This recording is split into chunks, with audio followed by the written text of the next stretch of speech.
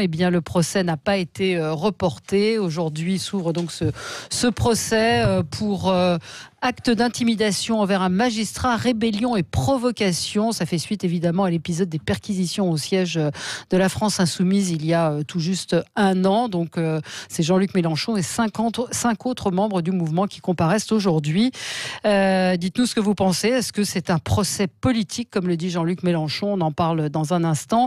On va parler également des chauffards avec plusieurs affaires, une en particulier terrible, de deux petites filles qui ont été tuées dans un accident de voiture. Enfin, c'est même pas un accident, j'ai entendu la maman qui dit accident, c'est quand on peut pas faire autrement. Là, c'est un récidiviste, donc est-ce qu'il faut une justice plus ferme pour les récidivistes et pour les peines pour ceux qui tuent, pour les chauffards? On en parlera avec vous, 0826 300 300. On vous attend au standard de Sud Radio et on est ensemble donc jusqu'à midi. Vos coups de cœur, vos coups de gueule. Alexis, on commence avec vous. Alors, je commence avec une revenante permanente de la politique, Ségolène Royal, qui s'offusque en disant qu'on lui a balancé des boules puantes parce qu'on a révélé tout simplement qu'elle ne foutait rien dans son poste d'ambassadrice des pôles. Elle est payée à rien faire. Elle n'a jamais allé lors des conseils de l'Arctique. Oui, il y a un scientifique qui, la voyant s'exprimer, a dit non mais, attendez, elle se moque de parce nous. Elle était chez Ruquier, je crois, samedi dernier, en disant oui, moi j'ai fait beaucoup pour la planète, vous savez, je me débat pour les pôles. Et un scientifique qui fait partie du conseil dit je t'ai jamais vu en fait. Et c'est confirmé sur son site internet. Vous allez sur le site de Ségolène Royal, sur la partie ambassadrice des pôles. La partie du site est en construction, donc il n'y a rien, il n'y a aucun bilan sur ce qu'elle a fait. Et la voilà qui parle de manipulation politique, de boules puantes, parce que certains auraient commencé à lui poser des questions pour la prochaine présidentielle. Alors Ségolène Royal, il faudrait vraiment arrêter maintenant. Je crois qu'on l'a suffisamment vu, que c'était un bon job, ambassadrice des pôles, mais qu'après ça, on peut passer à autre chose. Mais surtout si elle n'a rien fait, quoi. C'est un peu.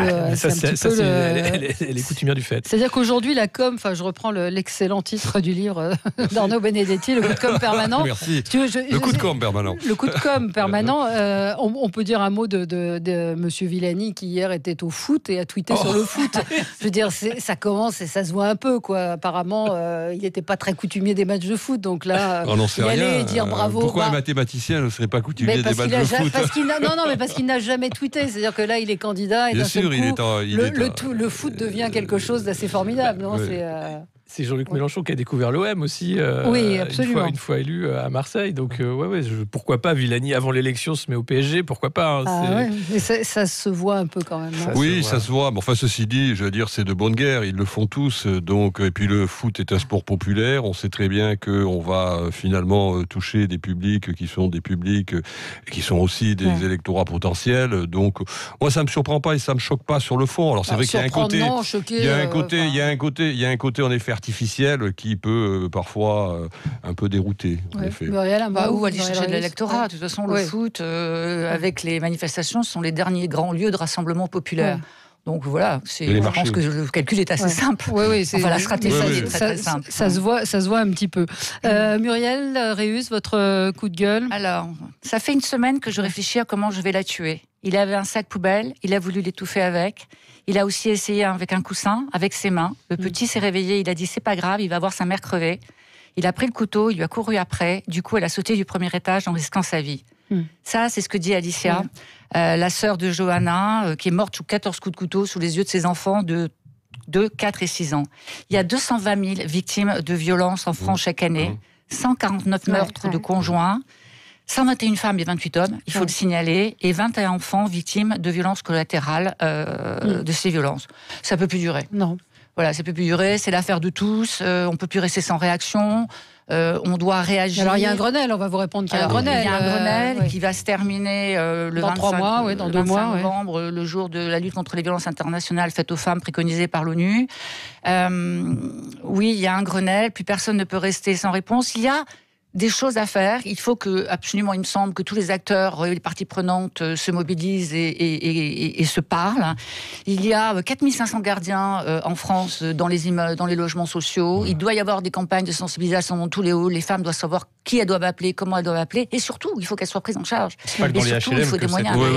Dans les logements sociaux. Mais c'est pas que là. Chez les catégories populaires, malheureusement, que les violences contre les femmes existent. C'est un phénomène très répandu et il faut lutter à chaque fois qu'elles se produisent. Vous avez raison, sauf que les logements sociaux, ce sont des groupements existants, identifiés, et que si on met un chargé de sécurité chez chacun des bailleurs, si ces entreprises qui détiennent énormément d'immeubles se mobilisent et se mettent autour de la table avec toutes les parties prenantes, on arrivera vraisemblablement à plus d'actions. Je préférais toujours l'action de la police républicaine en la matière qu'à des initiatives privées, y compris quand ce sont celles de bailleurs sociaux, parce que voilà, c'est une question trop importante pour être confiée finalement aux uns et aux autres. C'est à la police d'intervenir plus rapidement qu'aujourd'hui, à elle d'être formée pour aussi accueillir les plaintes, pour reconnaître ces plaintes et l'urgence quand elles s'expriment. Parfois, malheureusement, les policiers ne sont pas assez attentifs à des déclarations qui sont faites au commissariat. C'est la police vraiment qui doit intervenir. Lieutenant-colonel de réserve, donc je peux vous dire que les gendarmes sont extrêmement sensibilisés et ils interviennent et ils sont plutôt bien formés.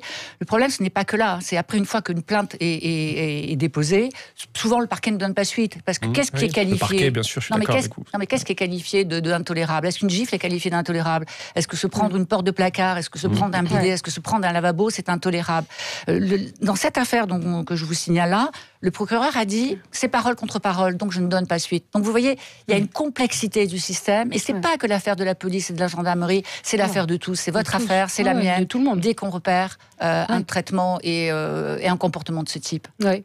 Non, mais Arnaud moi je pense Benedetti. en plus, il existe des moyens aujourd'hui, au-delà du Grenelle de l'environnement, excusez-moi, du Grenelle qui a été impulsé par la secrétaire d'État. Il existe aujourd'hui des moyens de lutter. L'arsenal judiciaire, il existe. Encore une fois, quand une femme est battue et que son conjoint rejoint le domicile, il y a un vrai problème. Il n'y a aucune mesure d'éloignement qui a été prise. Donc il y a des dysfonctionnements dans la chaîne judiciaire aujourd'hui qui font que, en effet, on se retrouve avec des situations qui sont totalement intolérables. Mais il n'y a pas de vision réelle. Ça fait 20 ans, 30 ans que ça dure et qu'on entend et qu'on voit se succéder. Il n'y a pas de concertation. C'est-à-dire qu'il y a beaucoup de gens qui ont une vision, mais comme tout ne se met pas en corrélation, et c'est ce qu'est de faire le Grenelle de l'environnement, où les parties prenantes se mettent autour de la table. Pas de l'environnement, on a du mal. De la lutte contre les violences auto-femmes. Excusez-moi, comme ne fonctionne pas. C'est votre influence. Excusez-moi. Donc c'est un vrai sujet. Mais l'éloignement du conjoint violent est une mesure qui fonctionne. Je recite le magistrat Luc Frémiot qui a tenté cette expérience, mais on n'a pas suivi son expérience à lui à Douai. Il avait 5% de récidive. Et Marlène Schiappa répond qu'elle a un problème avec l'hébergement d'un conjoint violent. Mais ça ne veut rien dire. On le prend pour...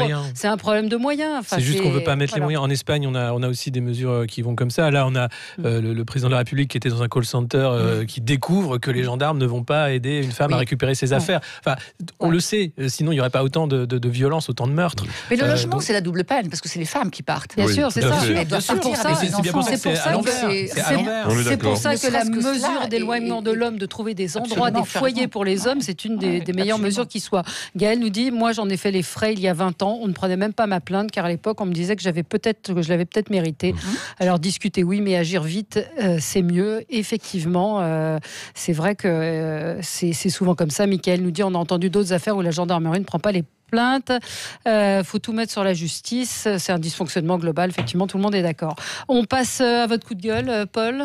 Moi, c'est un coup de gueule contre Valérie Pécresse à propos de la rentrée dans les lycées en Ile-de-France. Alors, cette rentrée, elle est déjà mise bien en difficulté par la contre-réforme Blanquer du lycée, réforme inégalitaire qui crée finalement une éducation à géométrie variable. Je reviens pas dans le détail, mais Madame Pécresse, à l'occasion du changement de manuel, parce qu'il y a de nouveaux programmes, a décidé d'introduire dans plus d'1 million de manuels une photocopie en couleur où l'on voit sa photo et un petit message qu'elle adresse à des lycéens dont on sait bien que dans 1 an, dans 2 ans, ils vont devenir citoyens, ils pourront voter en 2021. Vous vous rappelez, on a une élection régionale, il y a sans doute un intérêt de sa part. Et tout ça coûte non seulement 250 000 €, c'est l'estimation du Canard enchaîné, mais surtout, tout ça sabote la rentrée des lycéens parce que pour introduire ces feuilles, les manuels ne sont toujours pas livrés dans les lycées. On est le 19 septembre, ça fait 3 semaines que nous sommes en classe et des dizaines de milliers de lycéens sont privés des moyens d'étudier dans des conditions correctes. Donc, vous voyez, ça vient de quoi, malheureusement, souvent, on a des responsables politiques qui, pour imprimer leur marque dans les politiques éducatives... Parce qu'elle veut mettre sa photo dans les livres, c'est ça ? Concrètement, bien sûr. Concrètement, il y a un problème de livraison. Par ailleurs, en Ile-de-France, vous avez un plan numérique qui consiste à équiper les lycéens de tablettes numériques. Il faudrait s'interroger sur les conséquences écologiques de ce choix. Mais là encore, Madame Pécresse organise des visites Potemkin dans les lycées avec les médias. On distribue en dernière instance rapidement. On prend les tablettes des profs pour les donner aux élèves et faire comme si les élèves étaient équipés. Ils ne le sont pas. Ils n'ont pas de manuel et donc, pour l'instant, ils ne travaillent pas dans les meilleures conditions. Donc, il y a vraiment une instrumentalisation, encore une fois, de la question éducative faite par des responsables qui veulent imprimer leur marque. Moi, je le regrette, et je le regrette d'abord pour les élèves. Bon. Arnaud Benedetti. Moi, c'est un coup de cœur pour un livre qui vient de sortir aux éditions du Cerf, qui est signé par Alexandre de Vecchio, qui est le responsable des pages du Figaro Vox, sur... qui s'intitule Recomposition. Donc c'est une plongée empathique, il faut le dire, venant d'Alexandre de Vecchio, dans le monde populiste, dans l'expression des populismes à travers les différents pays où le populisme aujourd'hui apparaît comme une force politique qui progresse.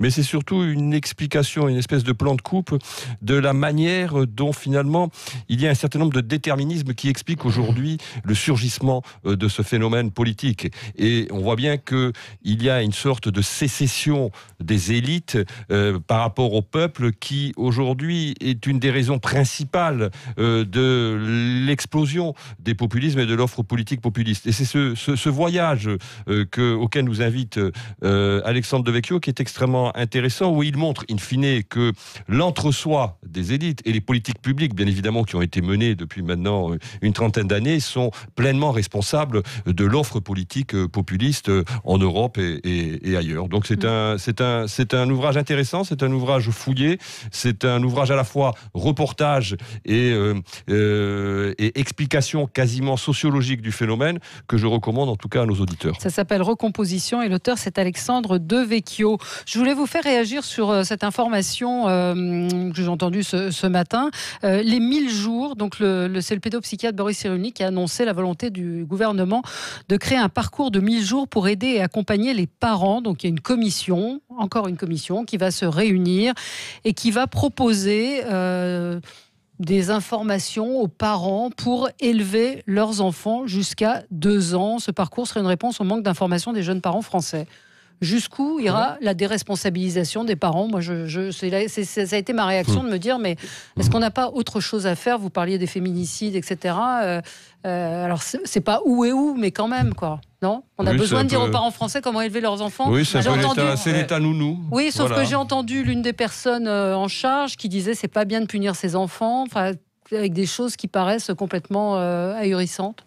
Mais vous avez déjà des maisons des parents qui existaient. Enfin, c'est vrai qu'il y a un accompagnement aussi dans le parcours de la naissance, mais c'est vrai qu'après, vous n'avez pas grand-chose et il y a des parents qui peut-être ne savent pas comment y faire.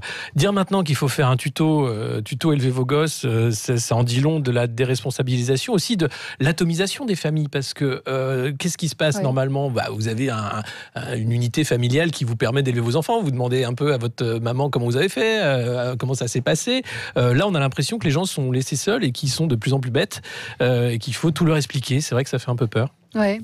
Bon, l'aide à la parentalité, c'est quelque chose qu'il faut encourager parce qu'il s'agit moins d'éduquer les parents à éduquer leurs enfants. Donc on va leur redonner des consignes, des choses. Ils sont paumés parce que, par exemple, en termes d'accès aux droits, par exemple, souvent ils sont mal informés, ils ne comprennent pas toujours le fonctionnement des institutions, par exemple, de l'institution scolaire. Là, c'est pas ça. Là, c'est l'éducation. Est-ce qu'il faut punir ? Est-ce qu'il ne faut pas punir ? Est-ce qu'avec des théories sur l'éducation, l'éveil des enfants, des choses comme ça ? Mais l'éducation, c'est aussi une affaire sociale. Vous savez, d'ailleurs, il y a une éducation nationale. Alors, elle n'est pas faite mais c'est pas l'instruction nationale. Le rôle de l'école, c'est pas uniquement d'instruire les élèves, c'est aussi d'en faire de futurs citoyens, de les éduquer à la civilité. C'est pas l'école, là, c'est pas l'école. Avant l'école, dès le plus jeune âge. C'est évidemment quelque chose qui se travaille dès le plus jeune âge et que la société prenne ça en charge. Moi, ça ne me choque pas. Le premier médiateur pour la politesse, ça reste quand même les parents. C'est quand même le rôle essentiel. Vous allez leur apprendre, leur dire qu'il faut apprendre à ses enfants à être polis. Moi, je pense que c'est complémentaire. Je pense qu'il y a un vrai sujet d'accompagnement des parents, surtout dans les familles monoparentales. Pardon, je parle encore des femmes, mais c'est vraiment, elles ont vraiment besoin d'être aidées. Savez-vous à combien de temps sont exposés les enfants de moins de 2 ans selon les dernières études sur les tablettes et sur les réseaux sociaux ? Un enfant de moins de 2 ans, donnez-moi un chiffre. Combien de temps un enfant de 2 ans passe ? Plus de 2 heures par jour. Plus de 2 heures par jour. Plus de 2 heures par jour. Quand on est à 4 ans, on passe à pratiquement 4-5 ans, on passe pratiquement à 4 heures par jour. Il y a un véritable phénomène. Il faut absolument les aider, alors que tous les pédopsychiatres disent que c'est terrible pour le développement des enfants et que ça déconstruit les neurones et les connexions entre les neurones. Moi, je pense que c'est un accompagnement en plus. Et que ça ne s'oppose pas.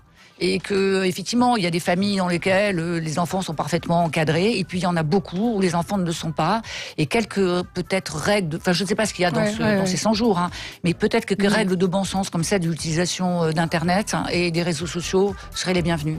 Allez, on se retrouve dans un instant. Le procès Mélenchon, une justice d'exception, un procès politique. On vous pose la question 0826 300 300. À tout de suite.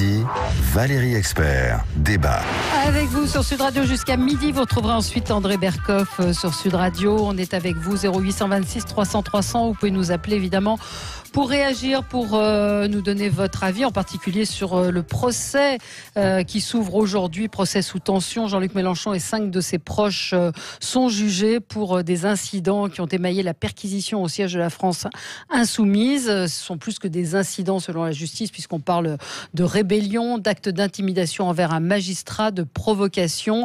Ce matin, on a vu Jean-Luc Mélenchon arriver très entouré, avec des élus ceints de leur écharpe tricolore. Donc pendant 2 jours, ce procès va s'attacher à savoir s'il y a eu des actes de rébellion. Alors le parquet avait demandé à ce que ce soit le procureur a demandé à ce que ce soit renvoyé. Ça a été refusé. Oui, mais faut bien revenir là-dessus. D'ailleurs, le procureur, c'est celui qui d'abord s'est mis en branle après la dénonciation calomnieuse d'une députée d'extrême droite. Parce que rappelons que tout ça part des propos de Madame Sophie Montel, eurodéputée Rassemblement National, qui sans preuve accuse toute une série de parlementaires européens, dont Jean-Luc Mélenchon, mais 18 autres avec lui, ce qui conduit le procureur à ouvrir une instruction, une enquête préliminaire, uniquement contre la France Insoumise, Jean-Luc Mélenchon et un certain nombre de nos camarades. Tous les autres, premier élément qui nous fait nous dire que c'est une justice d'exception, tous les autres sont laissés de côté. Monsieur Jadot, par exemple, Madame Alliot-Marie, n'ont pas eu à subir ce que nous avons, nous, subi. Ensuite, ces procureurs instruisent, choisissent, perquisitionnent de façon massive, 17 des nôtres sont perquisitionnés, choisissent la date du procès, et ce matin, au nom du fait qu'eux-mêmes étant chargés d'envoyer des éléments à l'ensemble de ceux qui allaient comparaître, ne l'ayant pas fait, demandent à renvoyer le procès. Il y a de ce point de vue-là quelque chose qui est stupéfiant, il y a de notre point de vue une embrouille, parce que renvoyer le procès, alors heureusement le juge n'a pas suivi, c'était sans doute le faire à l'occasion des élections municipales, introduire dans le calendrier politique une nouvelle phase de cette organisation de la justice dans notre pays à l'encontre de la France Insoumise. Donc nous parlons de procès politique, nous sommes en train de faire la démonstration qu'il y a eu une instruction à charge, que les médias ont joué leur rôle là-dedans. Dans la perquisition, il n'y avait pas que l'histoire des assistants parlementaires, il y avait aussi une autre histoire. Il y avait la surfacturation, il y avait les comptes de campagne. Il y a les comptes de campagne, mais justement là-dessus, il faut aussi répondre. D'ailleurs, c'est étonnant que ces deux affaires qui n'ont rien à voir soient mêlées, mais les comptes de campagne, expliquons là encore à nos auditeurs de quoi il s'agit. Nos comptes de campagne ont été validés par la commission chargée de le faire, par son président. Il y a un conflit à l'intérieur de la commission des comptes de campagne entre une personne qui s'est occupée de notre dossier et ce président. Cette personne a choisi de dénoncer la décision du président, et voilà pourquoi la justice se mêle de cette situation. Nous avons toujours dit... La justice enquête quand il y a des soupçons de fraude fiscale. Elle devrait enquêter sur le fonctionnement de cette commission, parce que c'est un désaccord au sein de la commission qui conduit la France Insoumise à être sous le feu des projecteurs, alors que nous n'avons jamais caché nos comptes. Nous disons qu'ils sont publics, et nous avons demandé d'ailleurs à ce qu'ils soient à nouveau examinés. Donc ces deux affaires sont... D'abord, elles n'ont rien à voir, elles ont été mêlées l'une à l'autre, et elles ne tiennent pas. Elles ne tiennent pas la route. Aujourd'hui, à Bobigny, j'insiste, ça n'est pas un procès sur le fond qui est en train d'être instruit. Parce que le procès sur le fond, pour l'instant, on n'en voit aucune trace. Les juges qui sont chargés de l'organiser n'ont manifestement pas les éléments pour le convoquer. C'est un procès, c'est le procès des cris dans la cage d'escalier. Comme si on n'avait pas aujourd'hui la possibilité dans notre pays de crier dans la cage d'escalier. On était renvoyé en correctionnel pour ça. On ne crie pas contre n'importe qui, on crie contre des magistrats, on crie contre des juges, contre des policiers, c'est pas contre une porte. Il y avait des hommes en face. On va faire tourner la parole. Mais c'est marrant ce que vous dites parce que... Dans leurs procès-verbaux, les policiers indiquent qu'ils n'ont subi aucune violence. L'Humanité titre France Insoumise le procès de la perquisition. C'est pas le procès de la perquisition. Si, là, aujourd'hui, oui. C'est pour rébellion et c'est uniquement pour ce qui s'est passé dans la cage d'escalier. Donc c'est vraiment un procès qui n'a aucun sens. C'est exactement comme pour les décrocheurs. Là, on est dans une utilisation de la justice complètement ubuesque, où d'ailleurs les procureurs ne sont pas préparés. Ils voulaient le renvoi parce qu'ils ne savent pas comment attaquer ça, de quel côté. Il n'y a rien. Il n'y a rien, en fait, à part dire on va essayer de discréditer l'image d'un parti et l'image de Jean-Luc Mélenchon parce qu'il a piqué une colère dans une cage d'escalier. C'est ça qui est dingue, en fait. La vraie question, et d'ailleurs, même c'est sur l'indépendance du parquet, c'est sur le problème qu'on a en France avec l'instrumentalisation ou non de la justice, mais on peut légitimement se poser la question. Quand Madame Belloubet dit que oui, effectivement, elle demande des remontées sur certaines affaires, et quand on voit la liste des affaires, c'est beaucoup. Et puis quand on voit comment sont nommés les procureurs, comment après certains vont au-devant de certains desiderata de politique sans même poser la question, là on a un vrai problème. Alors, on y revient dans un instant, 0826 300 300. Le procès de Jean-Luc Mélenchon et de 5 de ses proches s'ouvre aujourd'hui pour définir, pour juger les incidents qui ont eu lieu pendant la perquisition au siège de la France Insoumise. Procès politique, donc petit tour de table, Arnaud Benedetti, qu'on a entendu tout à l'heure. On peut créditer certainement Jean-Luc Mélenchon de la sincérité de son indignation dans cette affaire. Le problème, c'est la stratégie de communication qu'il a adoptée le jour même. C'est-à-dire qu'en fait, il a donné tout de suite de la visibilité à cette perquisition. Souvenez-vous, il a fait un Facebook Live chez lui lors de la perquisition. Donc, il a mis de la tension vraisemblablement aussi sur l'acte de perquisition. Et cette stratégie de communication, sur le moment, elle a été indéniablement mal comprise à la fois par une grande partie des médias qui a d'une certaine façon plutôt condamné le comportement de Jean-Luc Mélenchon, mais également par une partie de l'opinion publique qui, on se souvient des études d'opinion juste après ces incidents, qui ont montré un net infléchissement de la popularité de Jean-Luc Mélenchon. Donc il est lui-même aussi dans cette affaire, quoi qu'on pense de l'action de l'autorité judiciaire en la matière, il est aussi victime d'une certaine façon de sa propre stratégie de communication qui s'est retournée à un moment donné contre lui. Alors maintenant, après, reste à savoir si, en fonction du procès, et s'il sort, disons, la tête haute de ce procès, comment l'opinion publique réagira. Ça sera dans un deuxième temps. Troisième point qui me paraît important, c'est qu'il y a un ménage à trois entre les médias, l'autorité judiciaire et la politique dans ce pays qui est extrêmement malsain depuis des années. C'est-à-dire qu'on sait très bien qu'il y a une instrumentalisation des médias par une partie de l'autorité judiciaire. C'est un tabou, mais c'est une réalité quand même. De toute façon, prenez par exemple la question du secret d'instruction. Ouais. Qui est un délit. Violer le secret de l'instruction, c'est un délit, mais c'est devenu quelque chose de totalement banalisé. Habituel. Donc, la relation aussi des politiques à la justice, à l'autorité judiciaire, quand on voit un certain nombre de politiques, finalement, on l'a encore vu, alors c'est une toute autre affaire, d'une toute autre nature, mais quand on voit Madame Balkany aller chercher la légitimité du terrain pour s'opposer à une décision de justice, on voit bien que là aussi, il y a un rapport entre la politique et l'autorité judiciaire qui est pas sain. Donc, je crois qu'il faudrait surtout aujourd'hui réussir à assainir ces relations entre ces trois acteurs, médias, justice et politique, pour arriver finalement à un débat judiciaire qui soit un peu plus serein que celui auquel on assiste aujourd'hui. Oui. Muriel Réus. Oui, moi je partage complètement tout ce que vous venez de dire. C'est un mix de plusieurs choses. C'est un mix de personnalité, d'ingérence, de communication. Il y a un problème de comportement. C'est vrai que la réaction de Mélenchon durant cette perquisition, on peut la comprendre, évidemment, pas d'égalité devant les perquisitions de l'ensemble de la classe politique, ça met en colère. Mais son comportement, qui est celui quand même d'un chef de parti qui a souhaité être président de la République, peut être mis en question. Son manque de self-control. Est-ce qu'on peut rester 10 ans de prison pour un coup de colère ? Alors attendez, laissez-moi finir. Son manque de self-control devant les caméras est injustifiable. Et il y a tellement d'images qui vont être disséquées pendant le procès que ça va être difficile de contrebalancer ce qui est sur la pellicule. Après, effectivement, 10 ans de prison, 150 000 euros d'amende et 5 ans d'inéligibilité, c'est assez disproportionné. Mais c'est comme dans l'affaire Balkany, je ne fais pas de lien de cause à effet. Il n'y en a aucun. Mais on parle de mettre en prison un homme de 71 ans avec 5 ans de condamnation, 4 ans de condamnation pour une fraude fiscale, on peut aussi se poser la question. Donc c'est un mix de plusieurs éléments. Les Français soutiennent Balkany, il y a eu un soutien ce matin de Mélenchon.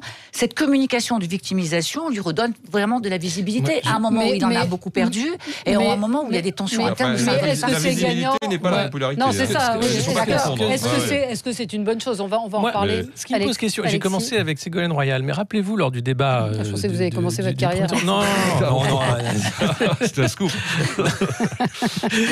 Non, mais elle s'était mise en colère face à Nicolas Sarkozy lors du débat présidentiel. présidentielle. On lui avait reproché sa colère. Jean-Luc Mélenchon se met en colère également de manière tout à fait légitime. On lui reproche sa colère. À quel moment pourquoi on reproche les colères des politiques? Parce qu'elles sont légitimes, vous savez, en disant, vous savez, parce que vous êtes un homme politique, vous devez feindre de ne pas être en colère, vous devez surtout rester égal à vous-même. Feindre la colère n'est pas forcément... Non, mais là, il ne feint pas la colère, justement. C'est des colères légitimes, et c'est des vraies colères. Ce que montre la vidéo, c'est Quotidien qu'il a mis en ligne, montre que Jean-Luc Mélenchon s'énerve devant le policier, puis à un moment lui dit...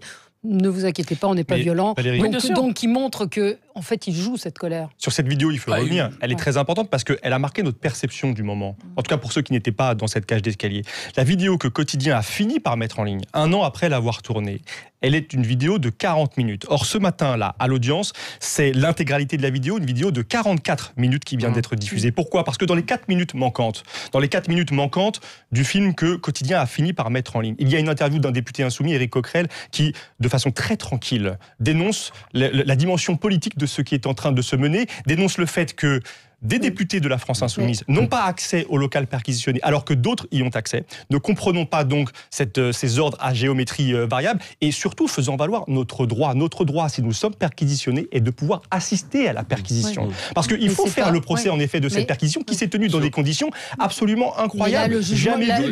On juge pour rébellion. Rébellion. Il va falloir juger aussi une policière qui a menti, qui a reconnu devant l'IGPN avoir menti, avoir dit avoir été agressée par une insoumise, et reconnaître ensuite devant l'inspection générale de la police nationale que c'était un mensonge. Donc il faut faire le procès de cette perquisition qui, de plein de points de vue, n'a correspondu en rien aux règles de droit que Jean-Luc Mélenchon et nos camarades ont voulu défendre. Leur colère, c'est une colère républicaine, une colère de gens de principe qui ne supportent pas l'instrumentalisation de la police et de la justice à des fins politiques. Mais là, vous mettez le doigt sur, finalement, la question qui est une question essentielle, c'est le temps judiciaire et le temps des médias. Le problème, c'est que le temps des médias est allé chercher Jean-Luc Mélenchon, parce que Jean-Luc Mélenchon, il a un charisme tel, il a un talent indéniable qu'on ne peut pas lui contester, il attire la lumière, et donc, finalement, la façon dont a été séquencé par les médias au moment où se déroule l'événement, c'est d'aller chercher la personnalité de Mélenchon, parce qu'il n'y a que lui qui intéresse. Il n'y a que lui qui intéresse les médias à ce moment-là. Donc toutes les séquences dont vous avez parlé et qui sont passées à la trappe, ce qui est tout à fait malhonnête sur le plan déontologique,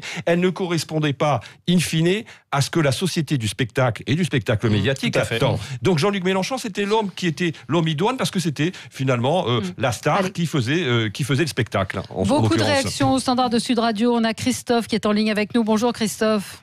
Bonjour mesdames, et bonjour messieurs, bonjour aux auditeurs. Bon, ça va être très difficile de passer après des experts pareils. Hein. Non, mais allez-y, on a envie de vous entendre justement. Oui, alors, moi mon idée c'est que toutes les parties jouent un jeu de rôle. Le pouvoir en place à l'heure actuelle utilise de manière politique une autorité judiciaire. Ça c'est pour... Et quant à M. Mélenchon, sachant que sur le fond, il est un peu borderline, donc il va jouer sur la forme, il va hystériser pour faire oublier les difficultés du financement. Parce que pourquoi? Qu'est-ce qui se passe au départ? Au départ, ce sont entre guillemets, des petits partis, c'est-à-dire des partis qui n'ont pas d'assises financières, comme l'ex-Front National, Rassemblement National à l'heure actuelle, comme les Insoumis et autres, ils n'ont pas de fonds de roulement. Donc on va utiliser l'Europe pour pouvoir faire son fonds de roulement, son fonds de fonctionnement. Donc il sait, M. Mélenchon, qu'il est en difficulté, donc il faut faire monter la sauce pour faire oublier le fond.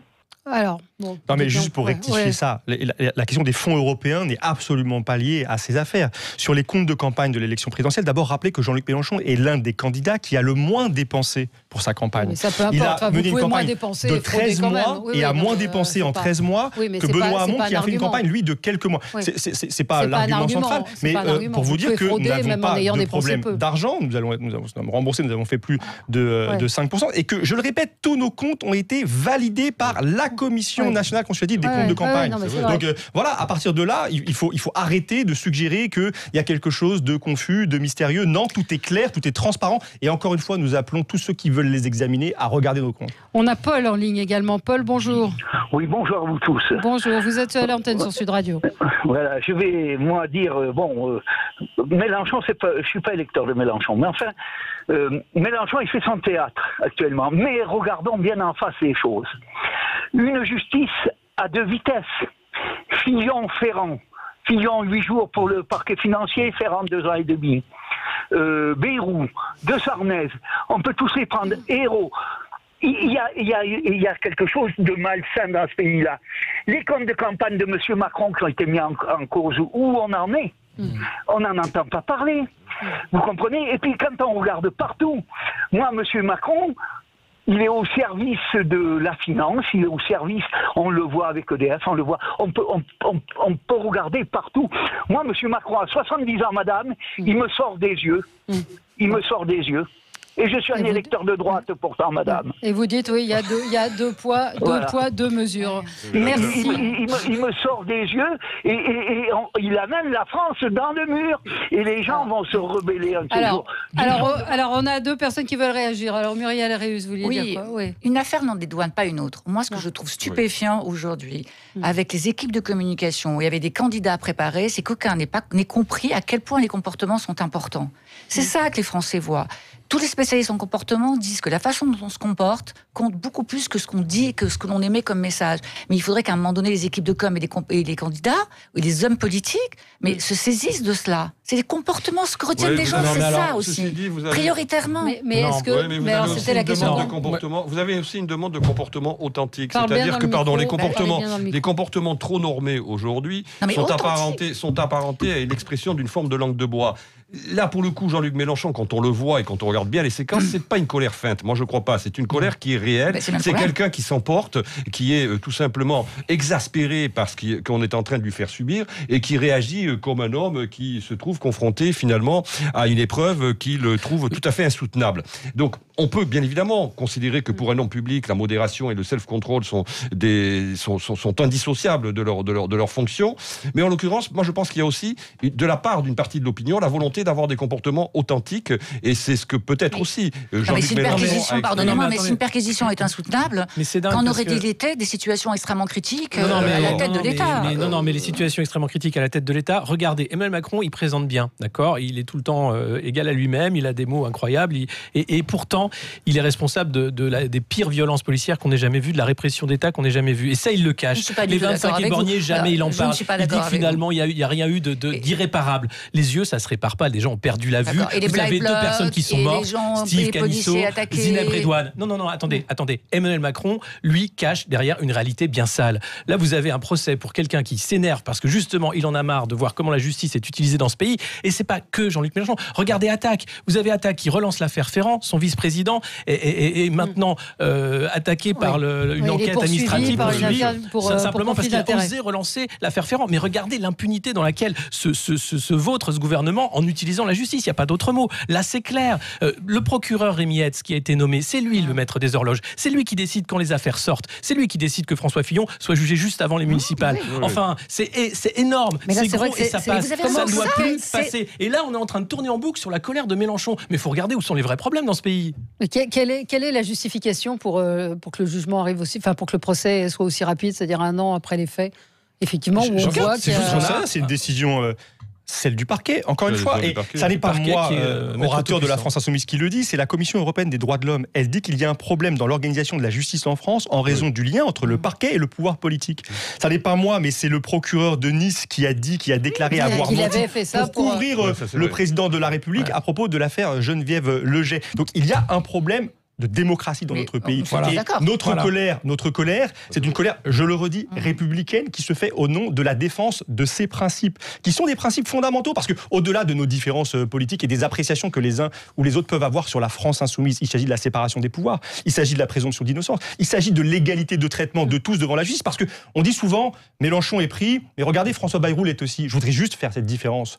Jean-Luc Mélenchon est dénoncé par une députée d'extrême droite sans preuve. François Bayrou est dénoncé par le Parlement européen avec des preuves. Donc vous voyez qu'on a 2 conditions radicalement différentes qui expliquent que les deux soient poursuivis. Sylvie Goulard a payé l'amende d'ailleurs que le Parlement lui a donnée parce que pour pouvoir rejouer et être commissaire européenne. C'est dingue. C'est-à-dire qu'on a des coupables et on a des putatifs coupables de rien. Et de mémoire, il n'y a pas eu de perquisition au domicile de François Bayrou. Non, uniquement dans son parti, après l'avoir prévenu d'ailleurs qu'elles allaient arriver. Voilà. Non, mais l'inégalité des traitements, c'est un fait. Je suis complètement d'accord avec vous. Mais il y a beaucoup de faits en fait qui commencent à nous poser des questions sur la République et la démocratie. Le procès fusions durant les 2 dernières semaines de la campagne municipale, c'est assez inadmissible. Je suis complètement d'accord avec vous. On pourrait quand même pendant la campagne présidentielle, la rapidité de la procédure. C'est quelque chose, je faisais partie de l'équipe, donc je l'ai vécu au quotidien. Mais on attend, je pense que les Français attendent de leurs hommes politiques un peu de tenue. Et je pense que l'attitude de Mélenchon, en tout cas son comportement inné et ce qui fait sa personnalité... Mais face aux délinquants d'État républicain, il faut des caractères. Il faut des caractères et des responsables politiques qui assument de dire qu'il y a un dysfonctionnement. On se retrouve dans Sud Radio, 10h midi, Valérie Expert, débat. Avec vous jusqu'à midi sur Sud Radio. On parle du procès Mélenchon et de 5 autres insoumis qui sont jugés à partir d'aujourd'hui pour rébellion et actes de violence envers des magistrats. Donc 0826 300 300. Beaucoup de réactions. Vous êtes nombreux à vouloir réagir. Patrice est en ligne avec nous. Bonjour Patrice. Oui, bonjour à tous et à toutes. Bonjour. On vous écoute. Écoutez, moi j'ai été gendarme durant 30 ans. J'ai été officier de police judiciaire. Je suis aujourd'hui à la retraite depuis quelques années, depuis 2 ou 3 ans. Je suis quand même assez étonné qu'on puisse dire que les parquets soient indépendants, quoi. Et les parquets n'ont jamais été indépendants et ils le sont aujourd'hui moins que jamais. On voit bien que les parquetiers sont aux ordres et que c'est un procès purement politique. Et je voudrais revenir aussi sur les violences policières, parce que moi j'entends dire qu'il n'y a pas de violence policière, qu'il y a des black blocs et des choses comme ça. Je suis sur le mouvement des Gilets jaunes depuis le début du mouvement. Je suis ni un casseur ni un violent, je suis un père de famille et je vois les incriminations, je vois les procès avec des infractions imaginaires, je vois tout ça parce que je connais très bien le métier, je connais très bien la procédure pénale et il faudrait quand même ouvrir un petit peu les yeux, quoi. Cet affichage permanent et ce manque d'efficience. Moi je suis parti de la gendarmerie parce qu'on était dans l'affichage et on se foutait de l'efficience. Donc le monde politique il en est là aujourd'hui et je pense qu'il y a une césure très très profonde. Je pense que même tous les journalistes ou les éditorialistes ou les gens de la presse ne se rendent même plus compte. Ou en tout cas, ils sont à la marge de ceux qui se rendent compte de ce qui se passe. Le pays est fracturé, quoi. Et cette fracture est très profonde aujourd'hui. Très profonde. Ouais, c'est ce que vous avez, c'est ce que vous constatez. Une réaction? Oui, mais il y a quelque chose de cassé dans notre pays. Quand on voit la façon dont la justice agit, quand on voit la façon dont la police fonctionne aujourd'hui, vous avez une police qui s'insubordonne littéralement. Quand le directeur général de la police nationale refuse de suspendre un policier alors que le préfet de police de Paris l'a demandé, on est dans une situation qui c'est du jamais vu. Il y a un problème d'autorité, il y a un problème d'ordre. Moi, je suis un partisan de l'ordre juste, de l'ordre républicain. Monsieur Macron le met en péril en instrumentalisant, comme il l'a fait à l'occasion du mouvement des Gilets jaunes, la police et la justice pour se maintenir à tout prix alors qu'il était rejeté par une écrasante majorité des Français. Totalement manichéen non plus. Enfin, les policiers, ce que disent les policiers, c'est qu'ils ont aussi maintenu l'ordre dans certaines circonstances qui n'étaient pas forcément des Gilets jaunes, mais il y a eu des violences. Est-ce qu'ils ont maintenu l'ordre? Moi, je pense qu'ils ont participé, que la stratégie de maintien de l'ordre introduite par M. Castaner, elle a participé du désordre. Elle a fait monter la violence. Le rôle de la police, et tous les responsables, tous les spécialistes du maintien de l'ordre le disent. Ils disent que le niveau de violence dans une manifestation dépend d'abord du niveau de violence auquel la police recourt. Eh bien, M. Castaner a choisi d'augmenter ce niveau de violence et il a précipité d'autres pays. On ne dira jamais assez comment la communication gouvernementale en amont de la mobilisation des Gilets jaunes a exaspéré et a exacerbé les tensions. Il faut se souvenir quand même ce que disait le ministre de l'Intérieur au moment où se produisaient les premières mobilisations des Gilets jaunes, en assimilant quasiment ce mouvement aux ligues d'avant-guerre. Donc il y a eu quand même une communication qui a été une communication extrêmement agressive et qui a indéniablement mis de l'huile sur le feu au moment du démarrage du mouvement. Donc on ne peut pas totalement exclure qu'il y ait quand même eu une volonté de la part du gouvernement de susciter des tensions aussi pour décrédibiliser d'une certaine façon le mouvement. Ouais. Alors, la stratégie du maintien de l'ordre, elle a été remise en question très fortement. Et elle a changé. À un moment donné, le préfet a été destitué et on est revenu à une nouvelle stratégie du maintien de l'ordre. Moi, ce que j'entends de la part de cet auditeur, c'est à quel point être sur le terrain est difficile. À quel point gérer au quotidien les violences, quelles qu'elles soient, à quel point gérer les incivilités, à quel point ne pas recevoir d'ordre précis et structuré et contradictoire complique terriblement leur vie. Et les violences policières sont totalement inadmissibles. Il faut les condamner, Ça, c'est une évidence. Il faut condamner aussi la chaîne hiérarchique qui a utilisé ce niveau de violence. C'est les ordres, c'est les donneurs d'ordre. Bien sûr, c'est cette façon d'utiliser la violence comme stratégie du maintien de l'ordre. C'est insupportable. Mais on n'est plus dans l'ordre républicain. On ne peut pas non plus condamner les policiers et les gendarmes qui ont eu à subir... Mais je ne condamne pas les policiers et les gendarmes. Je condamne M. Castaner. Incroyable de violence durant cette séquence des Gilets jaunes. La réponse est de dire qu'il y a eu de la provocation... Il y a eu de la provocation, il y a eu des incertitudes, il y a eu une stratégie qui n'était pas mise en place correctement, il y a eu des ordres donnés qui ont été très mal compris par le terrain. Il y a eu une pagaille. On a mis des unités qui n'étaient pas formées à ce type de situation. On sait très bien que la gendarmerie a émis les plus grandes réserves sur l'utilisation des BAC pour tout simplement contenir les manifestations et les mobilisations. Non, mais la gendarmerie est très formée à l'utilisation. Il y a un syndicat policier qui a dit une chose très juste. Monsieur Macron organise un match entre la police et les Gilets jaunes, pour éviter la confrontation politique avec le peuple français qui rejetait son bilan et les principales mesures de son quinquennat engagé. Donc c'est la volonté de faire passer cette crise d'un terrain politique à un terrain sécuritaire qui a placé et les policiers et les manifestants et l'ordre républicain dans une situation extrêmement dégradée. On ne peut pas passer sous silence quand même l'infiltration des Black Blocs, on ne peut pas passer sous silence la radicalisation des Gilets jaunes. Mais ça c'est le travail de policiers, de gérer, de garantir le droit de manifester et de neutraliser les violences. C'est leur travail. Je voudrais qu'on revienne quand même à Jean-Luc Mélenchon et ce procès. Est-ce que pour lui c'est un tournant quant à son avenir politique? Est-ce qu'il y a un risque pour lui aujourd'hui de perdre beaucoup en image? Vous disiez que non Moi, tout à l'heure, Paul. Parce que les Français observent la façon dont Jean-Luc Mélenchon et les Insoumis, il y a aussi 3 autres parlementaires qui sont déférés. C'est la première fois depuis 1958 que 4 parlementaires sont jugés en correctionnel en même temps. C'est vraiment, encore une fois, de ce point de vue-là, un procès inédit.